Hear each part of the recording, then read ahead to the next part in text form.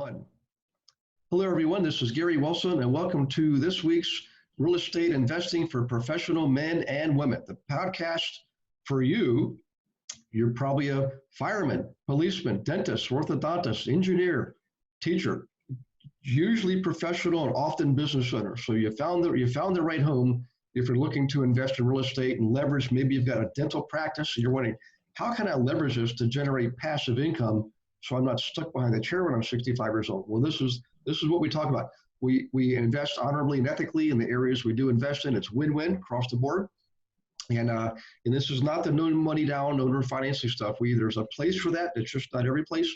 I'm more interested in helping you get to a cash basis so that you can control the shots. I'm not saying don't get creative, but you can acquire assets and later on, refinance or repurpose the, leverage against your practice. All kinds of things you can do. So if you haven't subscribed yet, please feel free to do so. It's Real Estate Investing for Professional Men and Women on any one of 75 different channels. And if you want to be part of the community, please visit myinvestmentservices.com. There's all kinds of stuff we give away for free, information, content, things to kind of help you stay engaged. But also there's a community site you can join. We're all on there, thousands of us. And more importantly, we've trained well over 3,000 real estate agents to work with us investors. I've taught over 20,000 of them in classrooms, but personally trained one-on-one over 3,000 across the U.S. and Canada. So you've got the place to go to. Make sure whoever you work with, they have the designation of certified investor agent. They only get that by being trained by My Investment Services. So, anyways, without further ado, we got a great guest today. Andrew Stotz is his name is the same name as my oldest son, Andrew, and got to know him a little bit earlier.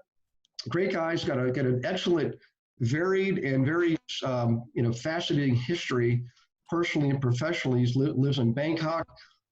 He's been a financial analyst. He's helped start a company.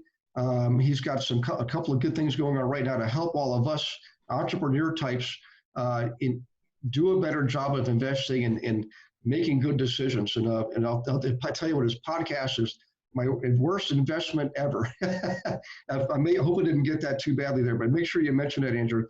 So Andrew, welcome aboard, man. I'm glad to have you on board. You ready to go? I am ready to rock, as we say.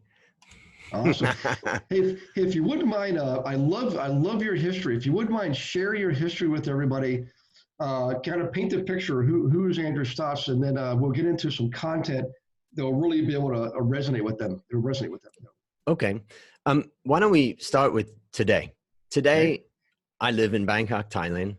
I'm 54 years old. I co-own two businesses. One is a coffee roasting factory here in Thailand, which is about 25 years old and run by my best friend, Dale, who lives nearby. And I own a research company called A Stotz Investment Research, where basically I pursue my passion of studying and analyzing and researching stocks and things related to that. And that I live in Bangkok, and I live with my 81-year-old mother. When my father passed away 3 years ago, she came to live with me here. So we've have a nice little life right here in the center of Bangkok.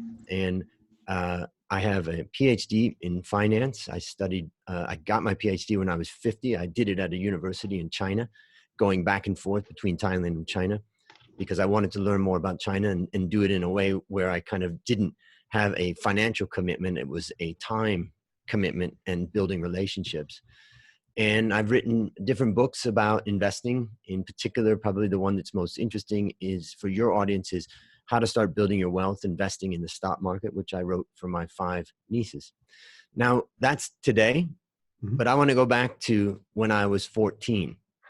Okay. I was outside of Cleveland, Ohio, in a small town called Hudson, Ohio. And my dad ran up the stairs when he heard me smash out the glass window and tried to subdue me. And I stabbed my dad in the hand with a scissors that I had in my hand. And my dad decided to call the police and had me arrested for incorrigibility.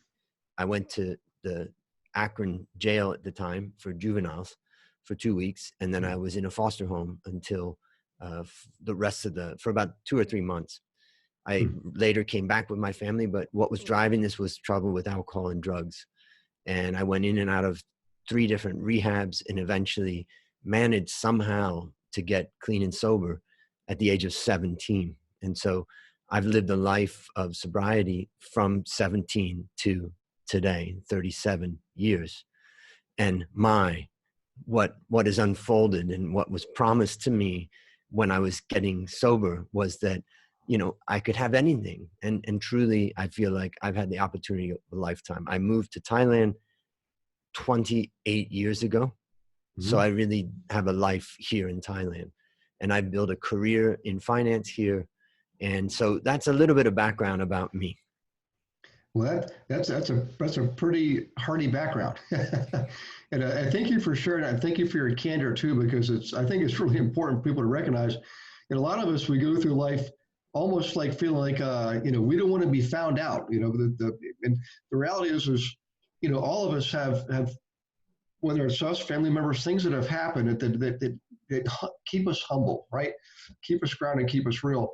And there's a group I'm in, a mastermind group, where it's just startling the number of guys who are in there who had storied past. I mean, including me.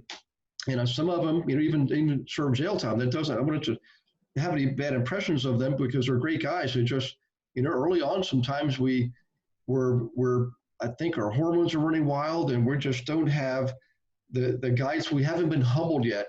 And so we do things that maybe in hindsight we shouldn't have done, but it doesn't make you a bad person. What it does is it gives you the opportunity to grow and develop yourself. It's a learning opportunity. So that's and some of the greatest successes I've seen are people who had the most humblest beginning. So anyway, so let's that dovetails into my podcast, My Worst Investment Ever, where I provide a safe space for people to share their worst investment and provide that story to the community of my listeners. And the result of that is that we really are helping people to win, as I say, stories of loss to keep you winning. There you go. I love it. You're great podcast, and I appreciate you sharing that. We're going to remind people towards the end too that and some other things also. But hey, if you wouldn't mind, just to kind of give everybody, something to think about, would you mind sharing maybe one of your worst deals, worst investments you made, or something you wish you hadn't done, whether it's your stocks, bonds, a company, that type of thing. So if you don't mind sharing, that'd be awesome. Yeah. I'd be happy to share that. And the truth is I haven't shared it on my show yet, despite the fact that I've interviewed 130 people.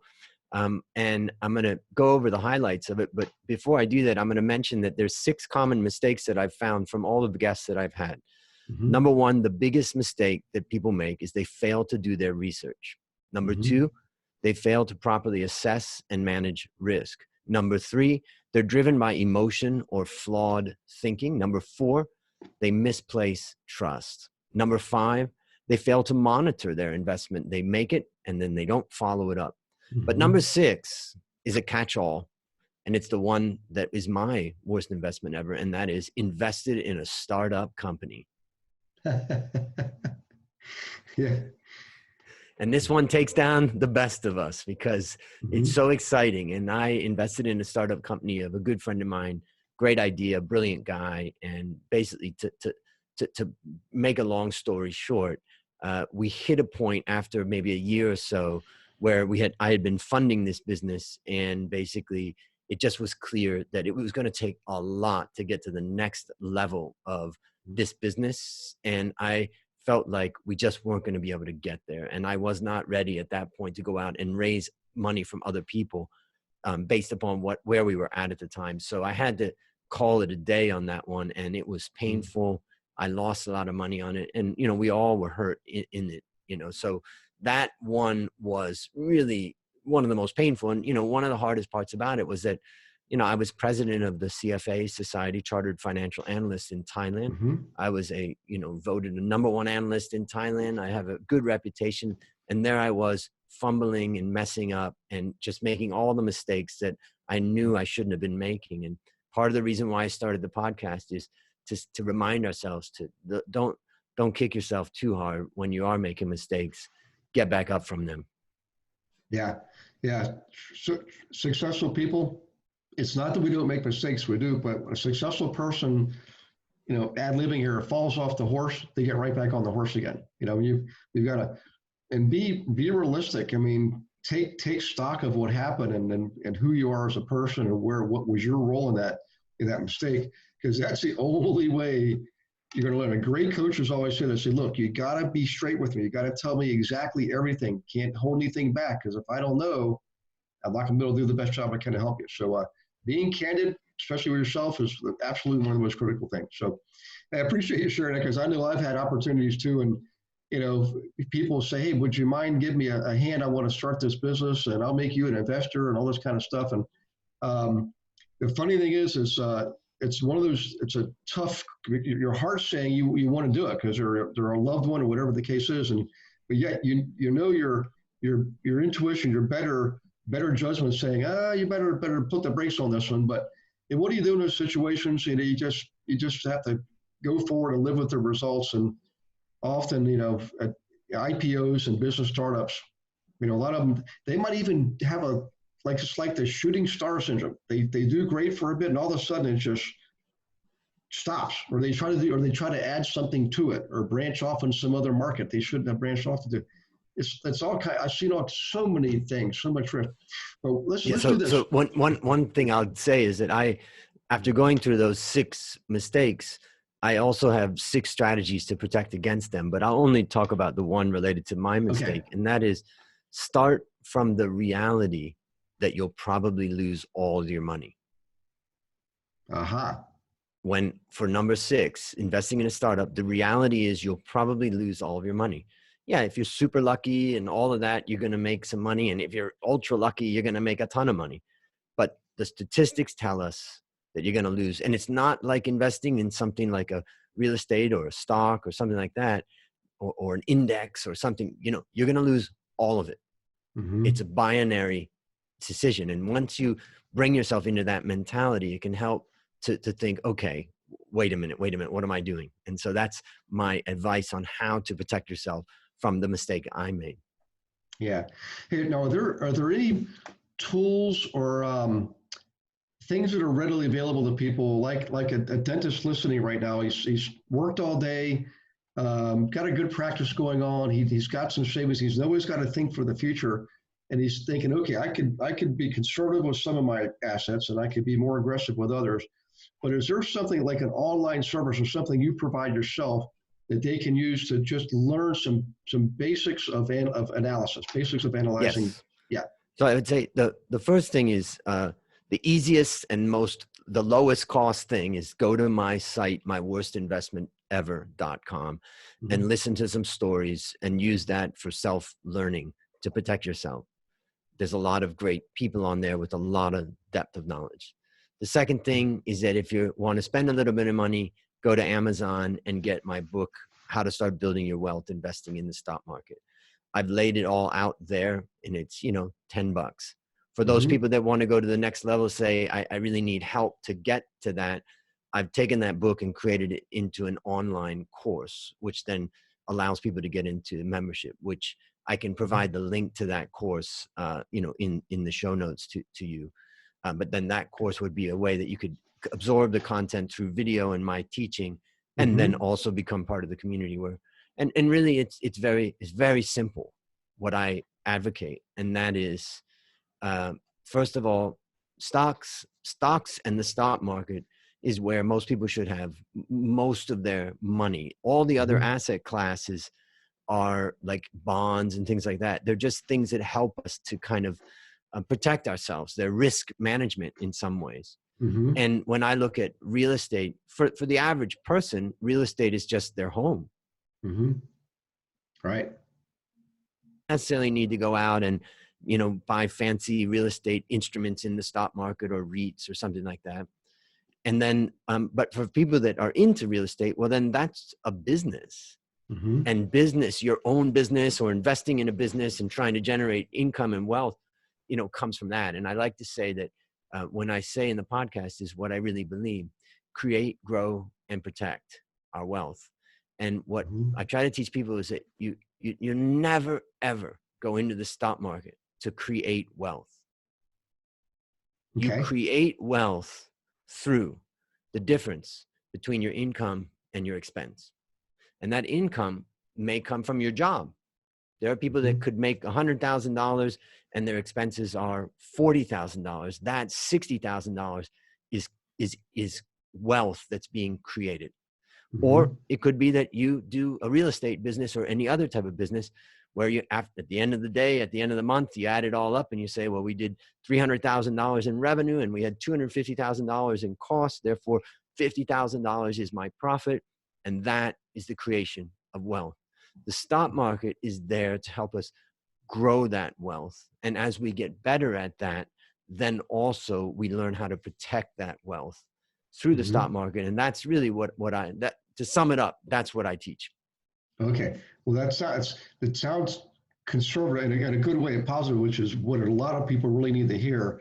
The cool thing about learning how to build wealth and income is there are models to follow. Success leaves clues. There are processes to learn, and you can learn to build wealth and income just like a surgeon learns to operate on our heart, just like an engineer learns how to build a bridge. Building wealth and income is a learnable skill and talent. You just have to apply yourself and get the right education and get the right information and then make right actions and right decisions. And I like the fact that you mentioned the stock market is more like, okay, once you've got it, that's where you put it. So I like to do both. I have stocks and I have real estate. I've done mutual funds. As my life has progressed, my methodology has become more conservative for myself. I'm currently 56 years old, almost 57.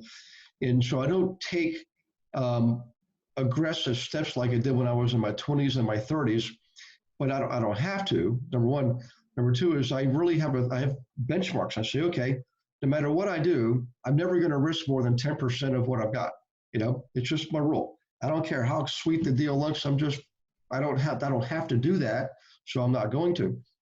Now, if you don't mind, I want to kind of talk about timing, because we're now where we believe at or near the peak of a market.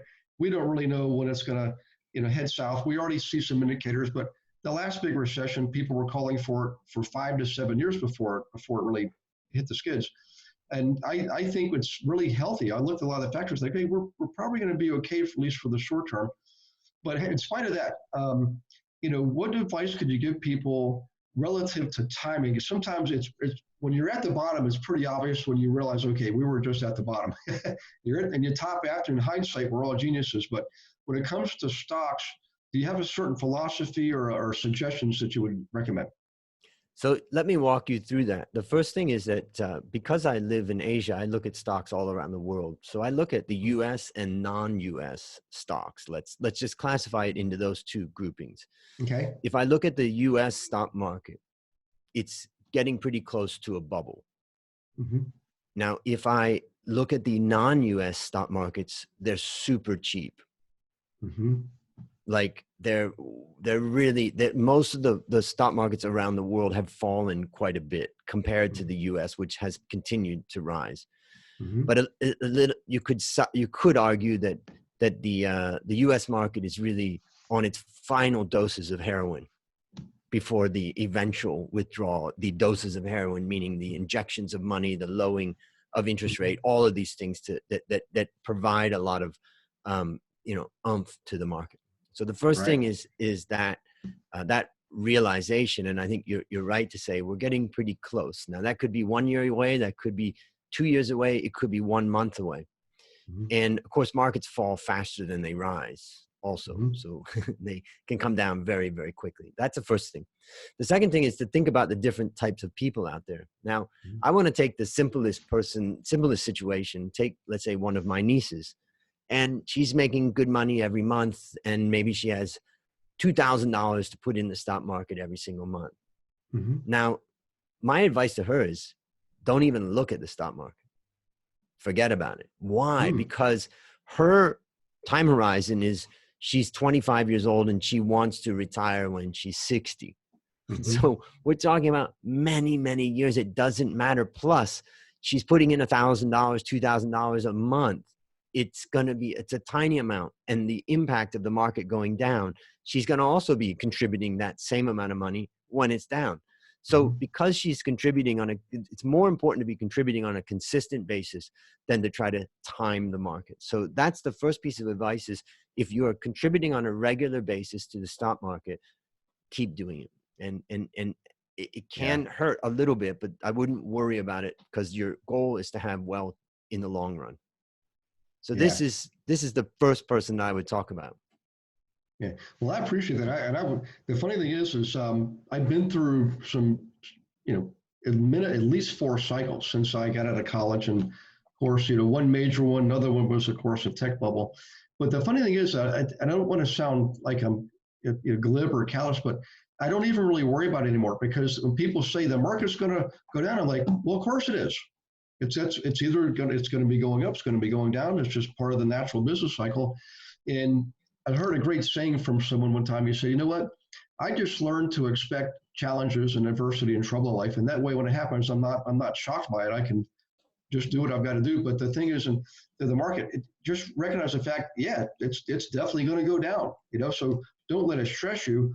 Just get the education, get the information, so you can make good educated decisions on things. And, don't try to necessarily time it, but just recognize that in a down market, your $1,000 is buying a lot more shares. Yep.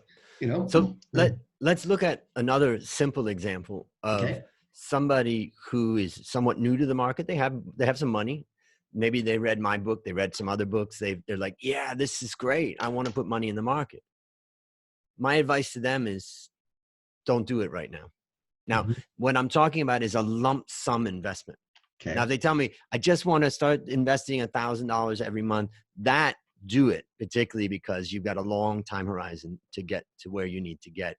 And the damage of you trying to time the market and not putting your 1,000 in every month is much more damaging, because you'll be out of the market, and you shouldn't be out of the market. But if you have a lump sum of money, you say, I got $100,000, as one of my students came to me after he took the online class and said, all right, I got $100,000. I got it from my parents, and I really want to get this in the market. And I said, I use a system within the course called red light, green light, where I go back over time, 30, 40 years. And I just try to look at, is the market expensive, and just look at basic things, and create kind of a composite indicator where I say, if the market's red light, which will only happen, occasionally, then it's time to just stop and just wait a little bit.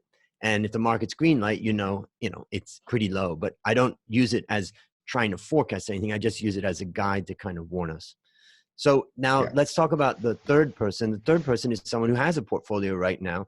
They have maybe, 60, 70% of their money in stocks, and they have maybe 30%, let's say, of their money in bonds. And those two things that they're maybe holding some kind of ETF, or they're holding an index fund or something like that. I would say there's nothing wrong with trimming a portion of the position of the equity. If they've owned it for 5 or 10 years, it's gone up extremely well. And so all that you do is say, let's just say that your weighting was, I had 60% in stocks and 40% in bonds. And that 60%, because the market went up so much, is now worth 70%. The bonds are only worth 30. It may be a time that you say, okay, I'm going to sell that 10% slice and allocate that to the bonds. And that's just rebalancing to take some of the profits from the stock market off the table and put it into the bonds. So that's the kind of thing that, let's say, a financial advisor would help you with. And each person's situation is different.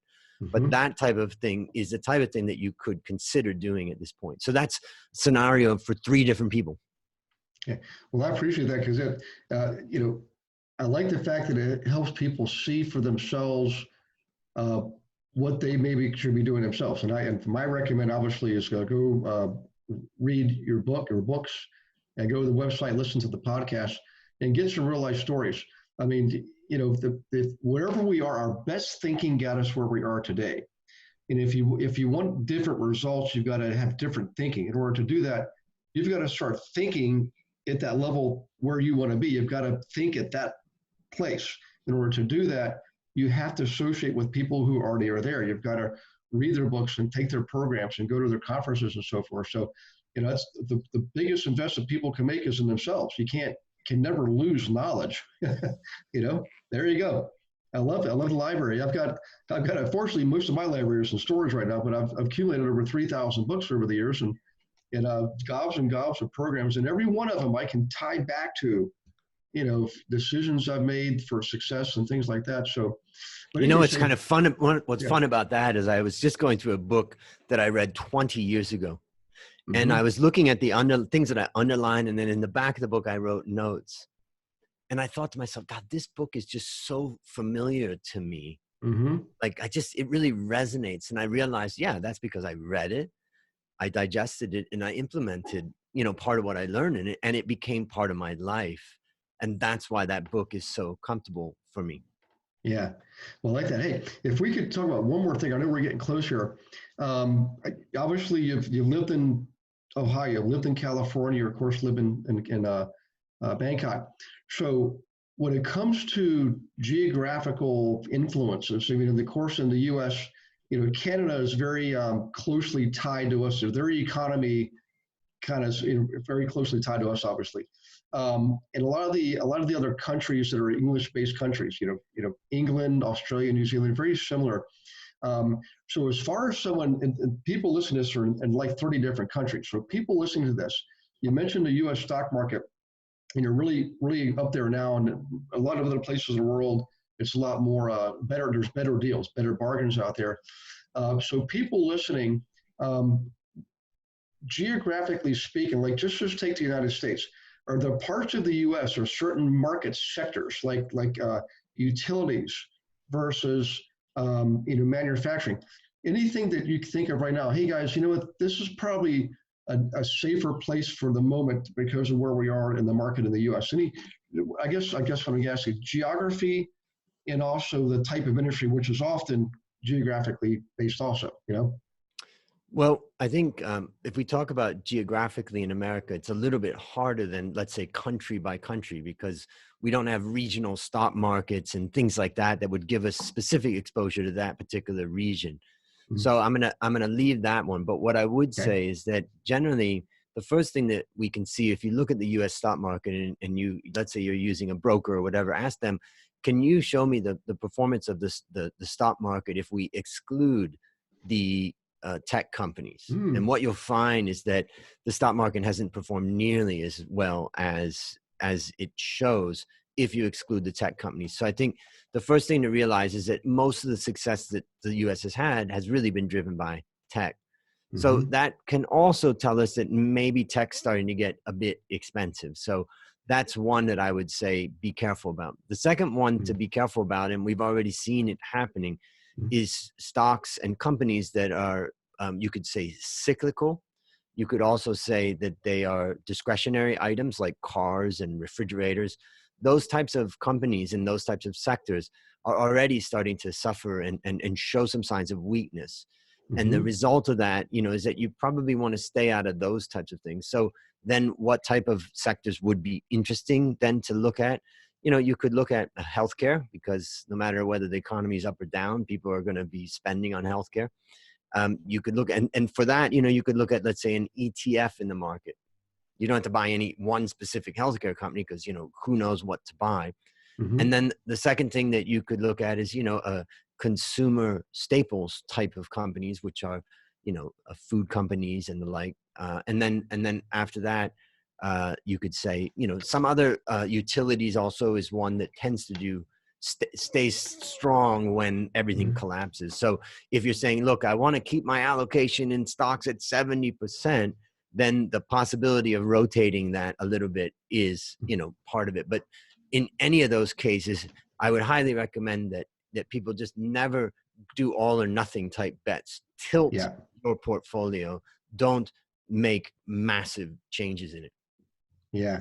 Well, I tell you what, good, sound, valuable advice. And it's funny because I've heard that before from other people. I've learned to grow to and love and respect because of their success. So I appreciate you sharing. It's just good old. And I'm here in Texas right now for about 2 months, and here they call it good old fashioned horse sense.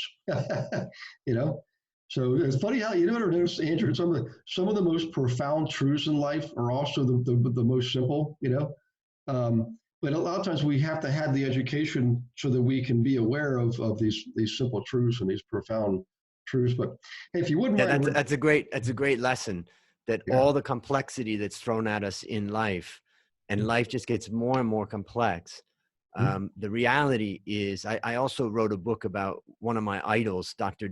W. Edwards Deming, and Mhm. he was kind of the father of the quality movement. And when I was 25 years old, I got a chance to study with him Mhm. in two of his different seminars, and he just changed my life. But what I learned from him is that, metrics and numbers and KPIs, these types of things, they're only good for measuring some things. But the problem with them in many cases is that if you're measuring something that can react to the actual measurement, like human beings, like Mhm. if you tell me hit this goal, I can all of a sudden change myself to achieve that goal. You find that measurement doesn't reveal what you thought. And so going back to the simplicity of the idea that you mentioned is that Mhm. human beings the human element of managing, of living life, is the most important element. Never let anybody convince you that we can nail that down through some kind of metrics, Mhm. KPIs, and those types of things. And that's a big lesson I've learned, and I'm pounding the table on it a lot these days. Yeah, well, I appreciate that. Hey, if you wouldn't mind, would you mind sharing, some of the titles of the books you've read, where they are? They're on Amazon, your website again, your podcast. I want to make sure people know clearly how to get a hold of you. How can they reach out to you and participate with what you're doing, and perhaps even learn from you? Because I think I endorse you 100%. I believe in what you're doing, and I know I've had success doing the same thing over the years. It wasn't always real estate. In fact, early on, my greatest successes were in the stock market. Yep, yep. Yeah. The easiest thing to remember is go to myworstinvestmentever.com. And on the site, there's a button to send a voice message. Mm.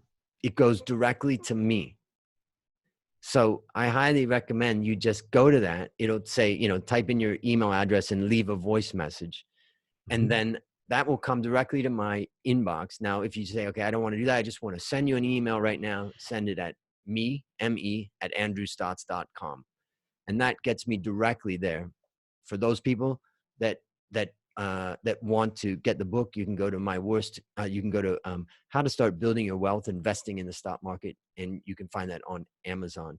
And I'll send you a link, and I'll do a Mhm. promo code for that, for your show and for your listeners, and give you Okay. guys 30% off of the online course, which is normally $200. So that's a good deal. So I'll include that in a link that I'll send to you soon after this.